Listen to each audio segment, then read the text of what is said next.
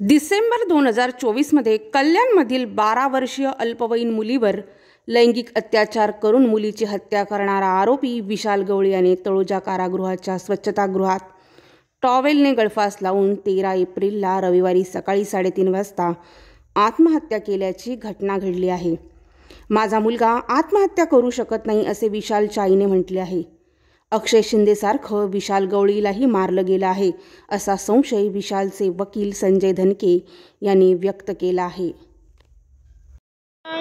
ते शालमध्ये फाशी घेतली, घटकन सांगता टावेलामध्ये घेतली, तर एवढा या आहे तर तो टावेलामध्ये कसा फाशी गेला?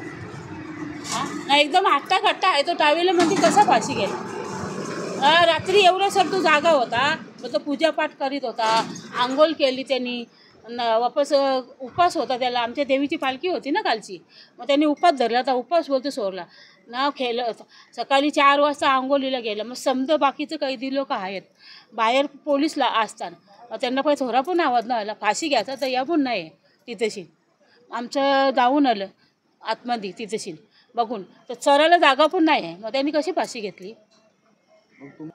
मला वाटतं हे राजकारण आहे, हे राजकारणचा हात।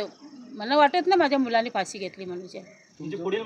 माझी पुढे मागणं म्हणजे मला त्याच्यासाठी मला या पाहिजे, हां मला म्हणजे माझ्या मुलाला मिळावं म्हणजे असा। हां तर तुम्हाला फाशी द्यायची होती, मग तुमच्या हातानं तो तीन दिवसांनी भेटला ना, भेटला 3 दिवसां, मग तुम्ही लगेच त्याला तिथे गोळ्या घालायच्या होत्या, तेव्हा आमचं काहीच आम्हाला दुःख नसतं झालं। आता तुम्ही 4 शीट टाकलं त्याचं, वापस त्याला त्याची तारीख पण उभी केली तुम्ही लोकांनी। आम्हाला काहीच या नाही, आम्हाला सांगितलं पण नाही तर त्याची तारीख या केली, 4 शीट या केलं। मी इन्क्वायरी केली तेव्हा मला माहिती समजा, वकिलावरून मला काही सोडलंच नाही सोडलं, खाली फक्त सांगितलं।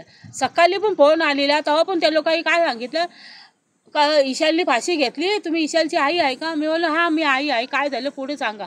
मग ईशालने फाशी घेतली, ईशाला दवाखान्यात नेला, पोस्टमॉर्टमला नेला, मग तुम्ही लोक तिथेशी न्या। मग असं खोटं का सांगितलं?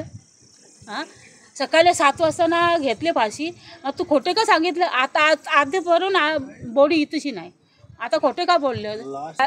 ईशालचं बोलणं ना 1 हप्ता झाला बोलणं झालेलं, तेव्हा बोलण्यावर तो बोलला मम्मी म्हणा ना थोडी आतमध्ये अशी तकलीफ आहे, जरा डिस्टर्ब करतात आतमध्ये। तर मग मी बोलली बाबा थांब मी अखिलांच्या बात करीन ना, जरा बोलेन म्हणून असं मी त्याला बोलली। आता आमची कसं थोडं माझी पण तब्येत बरोबर ना, मला सारखा दवाखान्यात आला, तर कालच दवाखान्यात गेली। आज घडी माझे डॉक्टर येणार होता, तर सकाळी 7 वाजता नाही फोन आला, असं झालं ना। ते आता तुम्हाला सांगू, आता त्याच्या वडिलांनी किती अत्याचार चालवले। आता जिथं माझं घर आहे मी आता भाड्याने राहत आहो। हां आता आम्हाला कमवायला कोण नाही, मग भाडा किती आम्ही भरणार? आमच्या घरी ते जाणारच नाही राहायला, आम्ही समजा तिथे गेलो नाही। आता पोरांच्या अंगावर काही केस नाही काही नाही, तरी त्यांना तरीपार केले, आणि तरीपार करून पण तिचं बाप आवडा अत्याचार करतं। रात्री पण भांडण केला, माझ्या सुनेसोबत भांडण केला। मग आम्ही पोलीस चौकीला गेल्यावर ते पोलीस लोक आमची केस घेत नाही, का वरून घेत नाही? हे राजकारण कसलं आहे, कसला दबाव आहे? यो शिंदे दबाव करतं, यो कसला? लाडक्या बहिणीनं येजवा केले त्यांनी, त्याच्या खिशातचे पैसे घातल्यान ग त्यांनी।